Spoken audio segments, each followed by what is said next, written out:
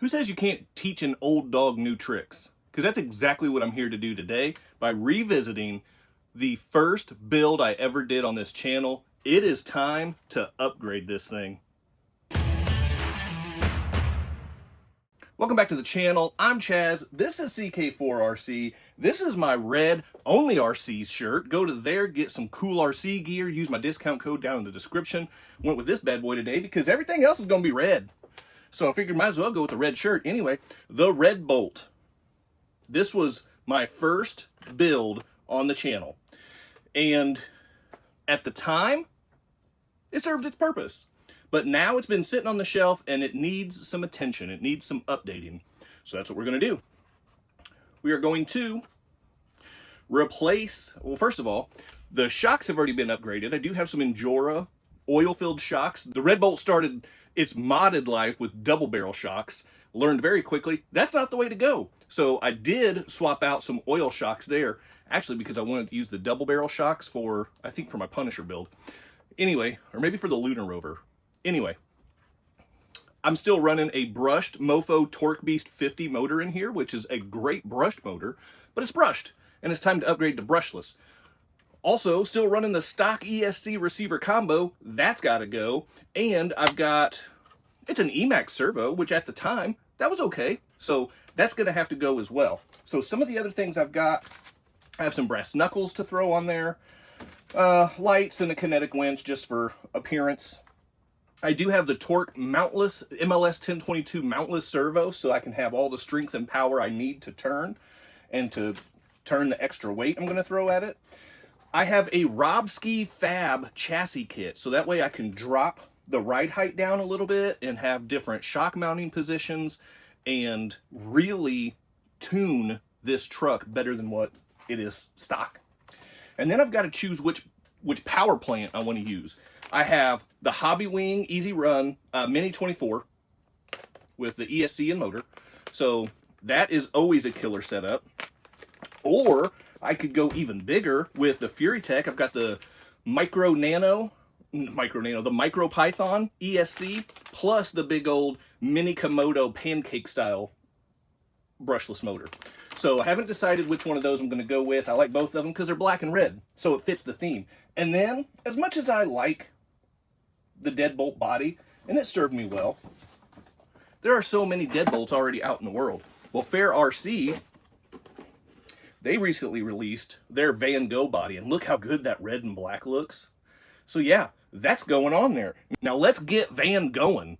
And before we start shifting things around, let's do a few tests in the name of science. So first up, the 4-corner scale. Let me see how things are weighing out here. Now this is without a battery. So looks like we're at, that's not bad, a 58-42 split or bias from front to rear. That's pretty good. I'm happy with that. Honestly, I set this thing up way before I had these scales and way before I had any idea what I was doing. So I'm actually pretty pleased that they turned out this good. Now let's tear it all down and completely redo it. But let's check out the setup table real fast. That would also be good. First test will be the incline. Let's see where the tip over point is on this thing. At 40. I don't expect this to be the most stable truck that I've ever built. Coming up to 50. It's not bad. And of course it's sliding down off the table.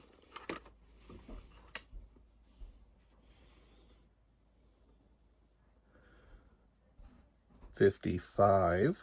Okay, doing better than I expected.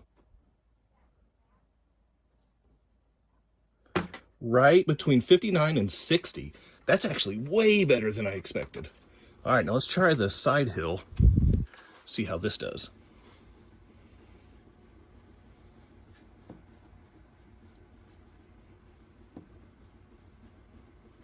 Oh, that went quicker than I expected. And I wasn't paying much attention. So where were we at here? 44, 45, 46. Right at 46 on the side hill. So now let's get to work on this thing and see what we can make it do. Here is the updated Red Bolt. It took a little bit more fussing with than I expected. to get some things updated, but I am pretty pleased with how it turned out. And if you recognize any of these stickers that I've got on here, go ahead and drop that down in the comments below about where you think they might have come from.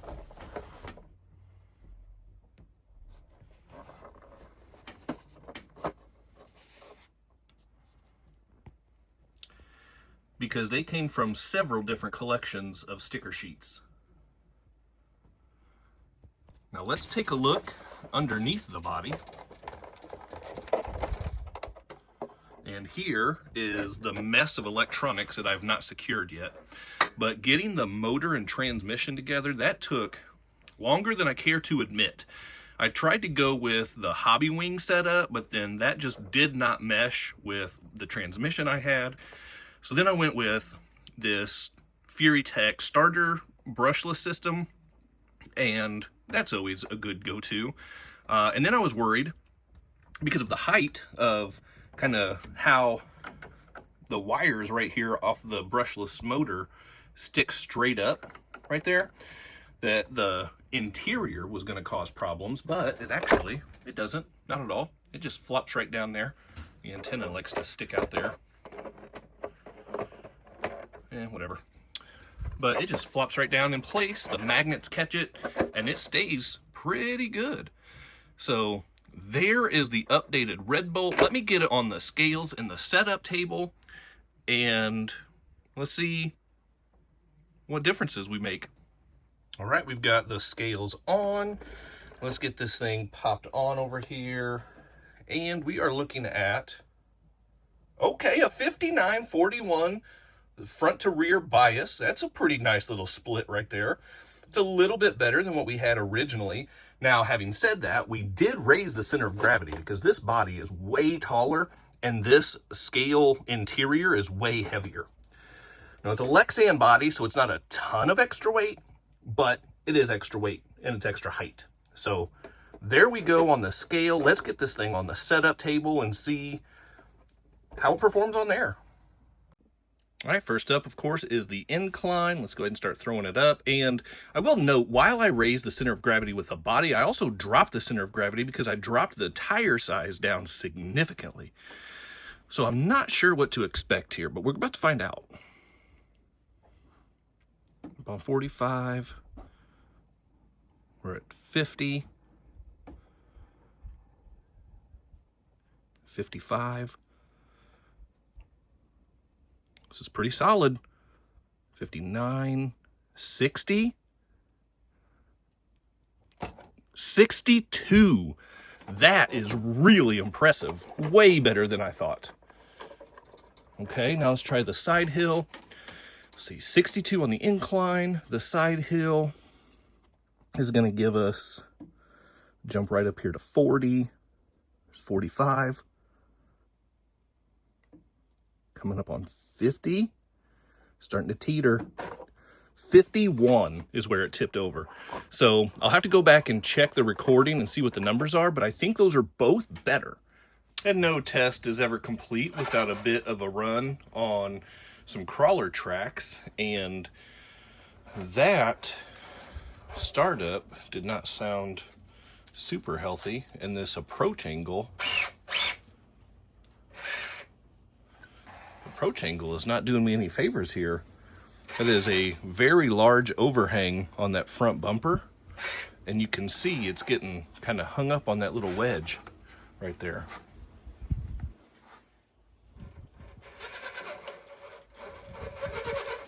Yeah, that is.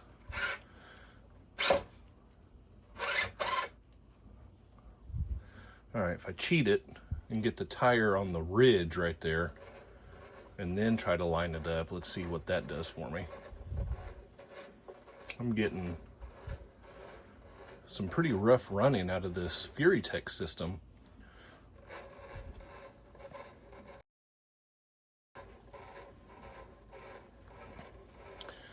Now, it's a pretty basic starter system, starter brushless system.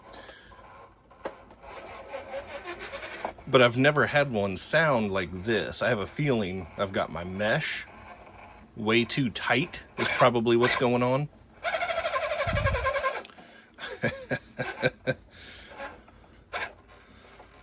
We're making it. It's not easy, but we're making it. Looky there. We made it all the way across. Okay, all right. That's not so bad.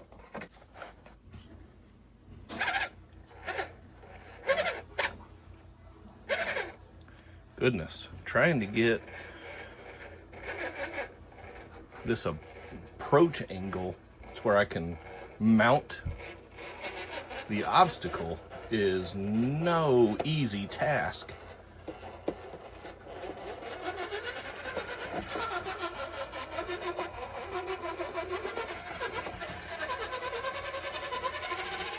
Wow, that sounds really bad. Okay, we're gonna call it right there. That's going to wrap up the video for today. What do you think of my refresh of the Red Bolt, my first ever SCX24 custom build? It wasn't so custom before. Now it is a little bit more custom. The FairRC Van Go body, this thing is really cool. It does have some drawbacks. The hangover on the front really messes with the approach angle. The hangover on the back is going to impact the departure angle as well. So it's not perfect. It's a van, so it has a higher center of gravity, but it is Lexan, so it's nice, lightweight. And then there's still plenty of clearance underneath, even with the full interior in there.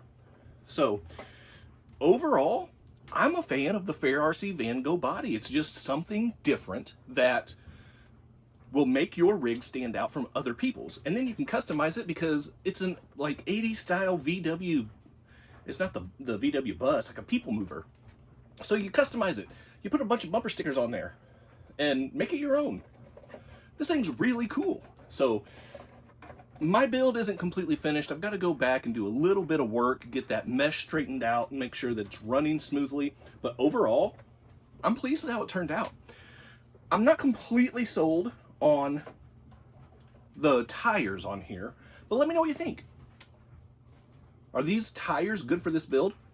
Should I go a little bit bigger? Kind of thinking I should go a little bit bigger, but let me know what you think. Drop that down in the comments for me. If you've made it this far in the video, let me know. Bigger tires or stick with these? That's what we're going to talk about. So that's it for today. As always, thank you guys for tuning in. Hit that quadfecta for me before you go. Like, subscribe, comment, and share. Keep doing RC stuff, and I'll see you next time. Big time thank you to my members and channel partners, and if you would like to join the ranks, click on that join button for exclusive content, never before seen videos, early access to videos, and other exclusive content, pictures, polls, and having an active voice in what comes next on the channel. So appreciate the support, click on that join button, and thank you so much to the channel members.